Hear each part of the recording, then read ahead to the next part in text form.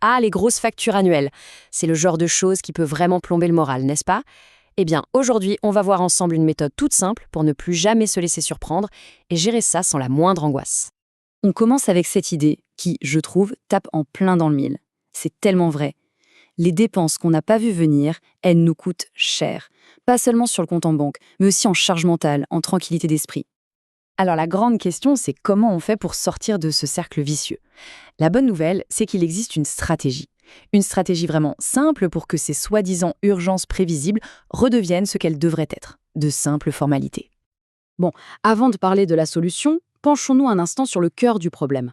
C'est quoi, au fond, le coût caché de ces fameux imprévus? En fait, le piège, il est là. On est souvent très bon pour gérer notre budget au jour le jour, mois après mois. Mais on oublie ces grosses factures qui tombent une seule fois par an. Et là, c'est le choc financier. C'est un peu comme si on se préparait pour la pluie, mais qu'on oubliait complètement que l'ouragan arrive tous les ans. Ok, maintenant la partie intéressante, la solution. Et vous allez voir, elle est d'une simplicité désarmante. L'idée, c'est de lisser les dépenses. Plutôt que de se retrouver face à un mur, une véritable montagne financière à gravir d'un seul coup, on va transformer cette ascension en une série de petites marches, beaucoup plus faciles à monter chaque mois. Ça change tout, non? Alors concrètement, comment on met ça en place? Eh bien, c'est une méthode ultra simple qui se résume en 3 petites étapes. Vraiment, tout le monde peut le faire.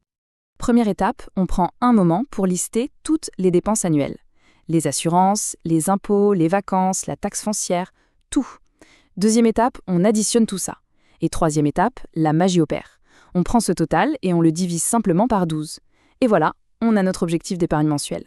C'est aussi simple que ça. Bon, les chiffres c'est bien, mais un exemple concret c'est encore mieux pour que ça parle vraiment. Alors mettons ça en pratique. Pour ça, on va prendre un cas d'étude, celui de Sandra. Ça va permettre de rendre les choses beaucoup plus claires.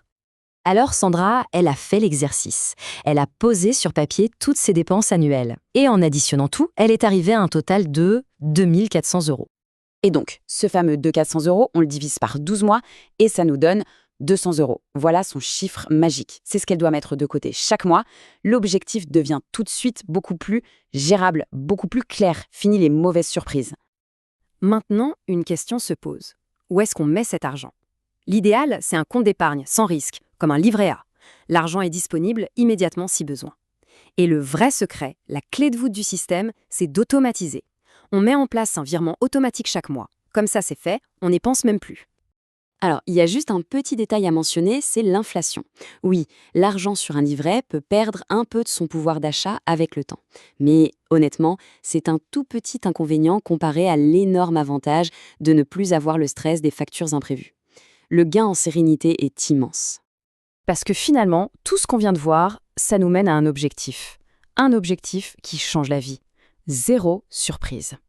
Donc, pour récapituler le plan de match, d'abord, on identifie les dépenses, ensuite, on divise par 12 pour lisser l'effort, on place l'argent sur un compte sans risque, et surtout, on met en place le virement automatique. Le but ultime de tout ça, 0 surprise et donc 0 découvert. Et là, on revient à notre idée de départ, mais en l'inversant. En planifiant comme ça, on ne paye ses dépenses qu'une seule fois, juste en argent. Le stress, lui, il est parti, on passe de la réaction subie à l'anticipation maîtrisée. Alors voilà, la question qui reste, c'est par quoi commencer?